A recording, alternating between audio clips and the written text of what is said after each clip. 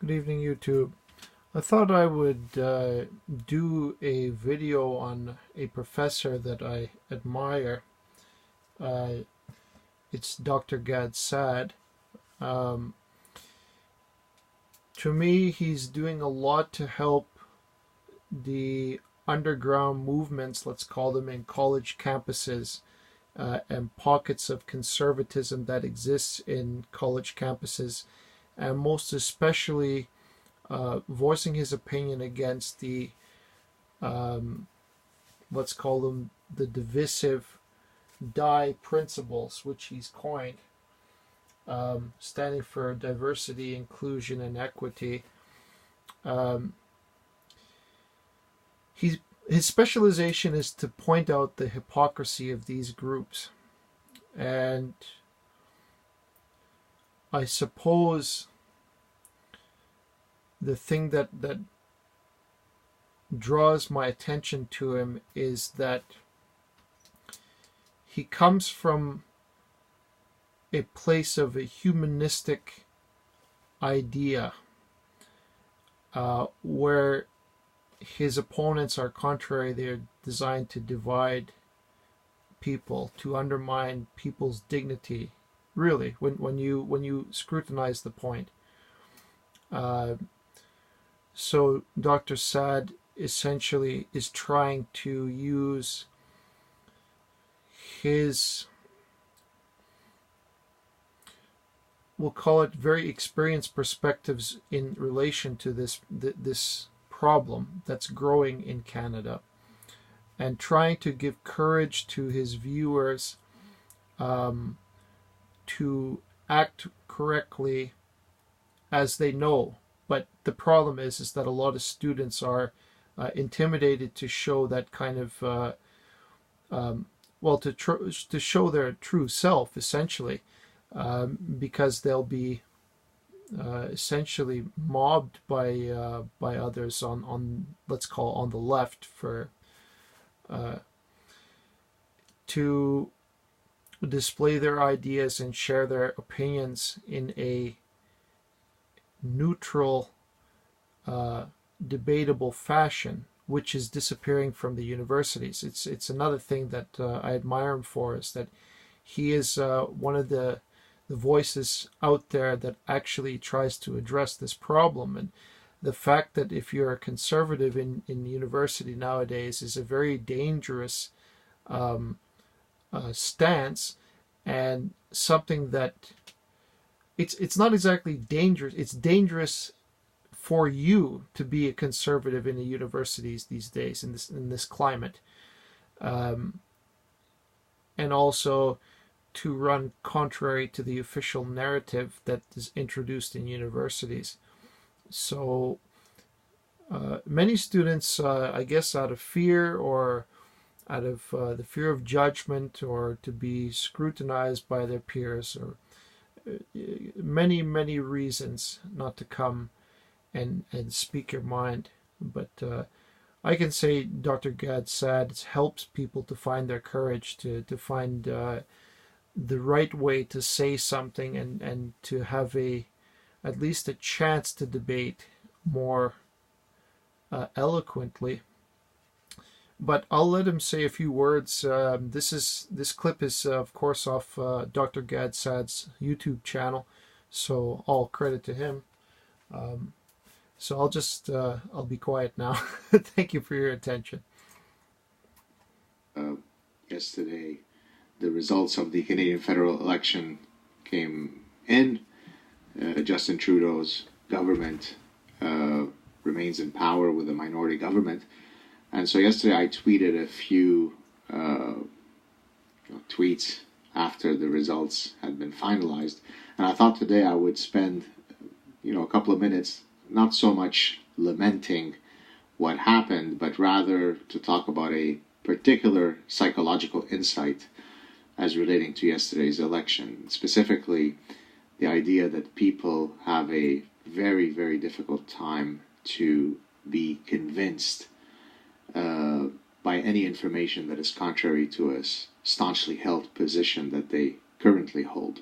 So contrary to what we might think of humans as being these hyper rational human beings who simply process information in an unbiased manner. At least that's the view that classical economists portray humans as being. Humans don't do that, right? We are prone to all sorts of emotional based biases that cause us to be quite resistant to information that refutes or that shakes some of our positions. I had discussed this briefly in The Consuming Instinct, my 2011 book, so I thought I would read you actually a passage from that book and then continue my argument regarding what happened yesterday in the federal elections. So here we go. This is from page 275 in The Consuming Instinct. Generally speaking, the processes by which personnel decisions are made are hardly consistent with axioms of rational choice as postulated by classical economists. For example, the primacy effect is highly operative in hiring decisions. The interviewer forms a very rapid opinion within the first 30 seconds of meeting a candidate, with the rest of the interview often being used to support the initial judgment. In this case, the anchor position was made on the spot. And so, of course, what I'm talking about in this clip is a more long-term held position, which is even more resistant to change. But in any case, let me continue with the reading. Incoming information that is incongruent with the rapidly formed first impression is discounted or ignored. Suppose that a man were to wear for an interview at a stuffy investment bank. Suppose that a man were to appear for an interview at a stuffy investment bank wearing a diamond-studded earring. The interviewer might very rapidly decide that this guy is a, quote, rebel who does not fit the firm's image. All subsequent information might suggest that this is the absolute top candidate. Nonetheless, the interviewer has steadfastly anchored her position in the reject camp. This reminds me of the brilliant quip by the Harvard economist John Kenneth Galbraith, who reportedly stated, quote, faced with the choice between changing one's mind and proving that there is no need to do so, almost everyone gets busy on the proof. Beautiful quip, because it exactly speaks to the fact that it is very, very difficult to get people to process information in an unbiased manner, especially when that information goes contrary to some position that they hold that is dear to them in some way. For example, it forms part of their political identity, and so on and so forth. In chapter 7 of my forthcoming book, where I talk about the use of nomological networks of cumulative evidence to try to convince someone of a particular argument, I start off by actually recognizing that, you know, the game is not won simply by providing people with information if they are fully resistant to process that information. So this brings me to yesterday's results. Yeah, it is difficult to think of a prime minister who, you know, committed more legal, ethical, moral violations. I'm not saying that he woke up every day committing all of these infractions, but there's certainly enough negative stuff that happened with this prime minister that could have caused some of his supporters to say, well, you know, I supported him in 2015, but in light of this information, I'm going to revise my opinion. The reality is that, well, yes, the Liberals lost some seats. They used to be in the majority position. Now they're minority government. But, you know, I can't remember what in terms of popular vote, I think last time around it was around 37% maybe. And this time around, it's probably around 33% that voted for Justin Trudeau. So whatever, plus or minus a few points.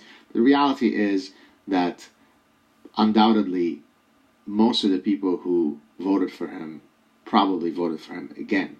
Now, this is not specific to only Justin Trudeau. Those who love Donald Trump, any transgression that Donald Trump might make that might cause someone to reevaluate their support for Donald Trump is likely going to be ignored, at least by most of his supporters.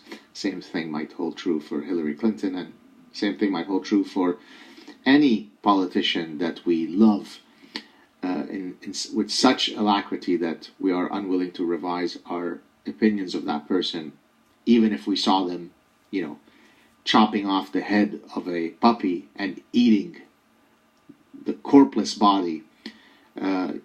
We're probably going to say, well, that's okay. You know, that's a way for them to harvest their own food for climate change. So there is probably nothing that Justin Trudeau could have done. And I mean, he did a lot of stuff that should have caused people to walk away from him, that would have regrettably altered their position of him. So again, I think the bigger issue here is that as someone who studied psychology of decision making for my whole professional life, I truly do appreciate how difficult it is to get people to change their minds.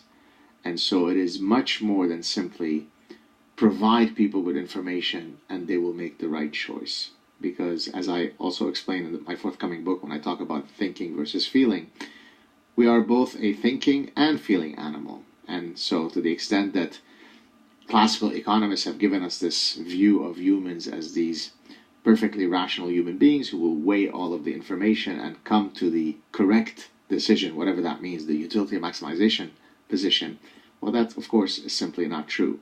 Most non-academics recognize this, but in the rarefied world of academia, many academics still hold on to the view that humans are these wonderful computational creatures that are perfectly unbiased in how they process information based on yesterday's results.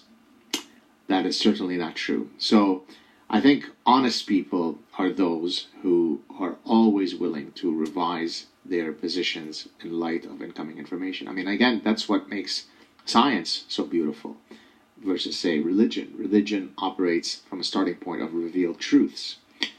Here's the truth, it's in my book, and my book is right because I know that God has written the book, and off we go into an endless cesspool of tautological BS.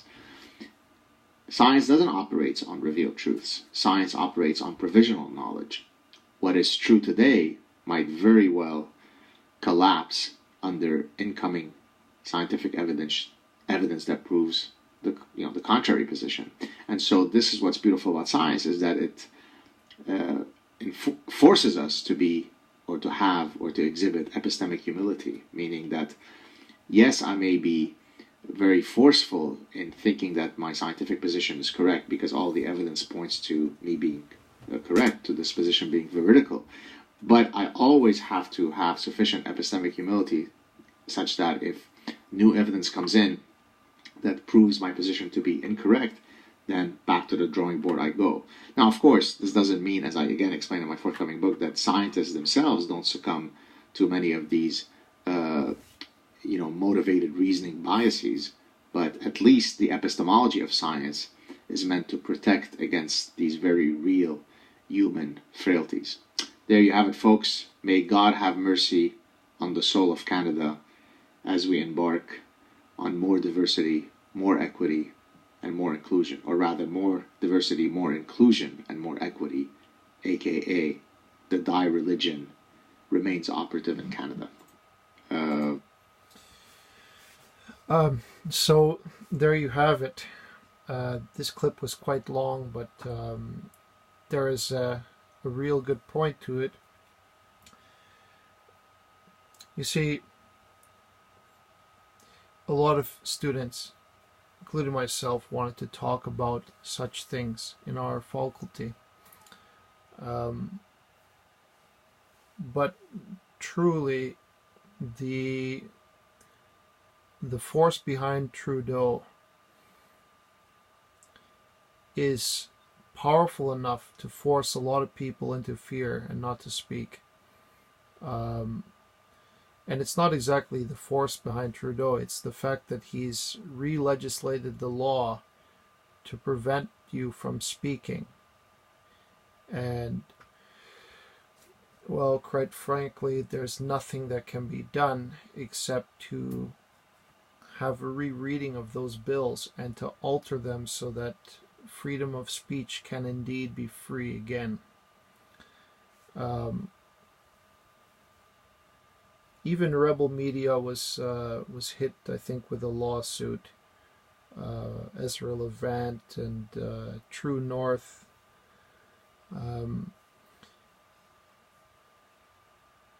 And I think Trudeau's attorneys sued them personally for remarks made, or pardon me, for what was it? For getting the permission from a judge to cover the elections as a media platform, a legitimate media platform, so that they could come in and question Trudeau on the many issues and question other leaders on the many issues bothering Canadians today. So just for that, for freedom of the press, they got lawsuits. So what I'm trying to say is that the free Canada that we enjoy is slowly but surely disappearing, and this is yet another reason why I'm more and more in favor of separatism, because the ideals, or at least the people in the East, don't want to admit that the ideas of the Liberal government and its policies are actually dangerous for the freedom of Canada as we know it. And there has to be something that's got to be done. And it has to be the fact that, well, we have to take action. We have to do something drastic, especially in the universities, to mitigate the problem.